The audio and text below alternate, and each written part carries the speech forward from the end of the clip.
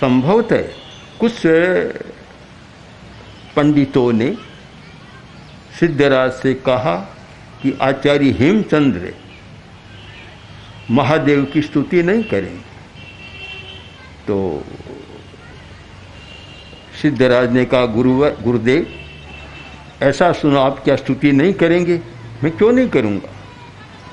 अनेकांत की दृष्टि जिसके पास है, कहीं अवरोध आता ही नहीं। ये सारे झगड़े एकांत दृष्टि वाले लोग ही पैदा करते हैं। जहाँ अनेकांत आ गया वहाँ झगड़े का कोई अवकाश ही नहीं है।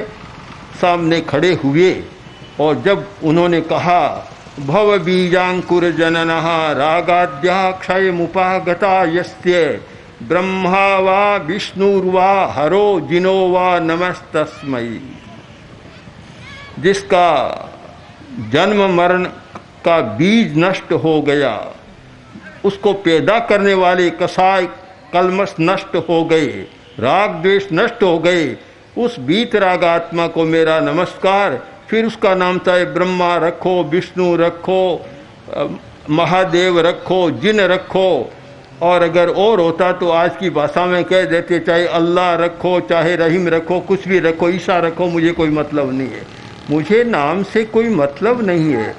मैं मानता हूँ कि जो व्यक्ति सत्य की शोध करने वाला है और वह नाम और रूप के चक्कर में फंस जाता है, वहाँ सत्य तो गौण होता है और नाम रूप ऊपर हो जाते हैं। सत्य शोधक के लिए दो शब्द बड़े प्रिय होते हैं, नामातीत होना, रूपातीत होना। न रूपातीत न नामातीत, कुछ भी नहीं,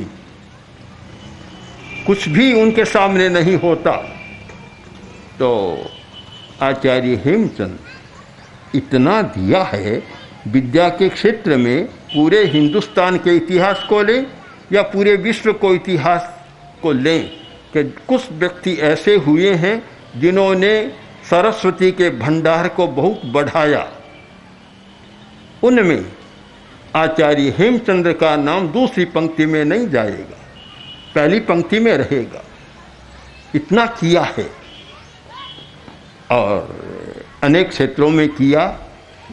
भाई सात्विक जीवन, सादा जीवन, कुछ भी नहीं, वही वेशभूषा, किंतु सरस्वती का कोई ऐसा वरदान उन्हें प्राप्त था कि जो भी शब्द निकलता वह सरस्वती का वरदान बनकर ही निकलता।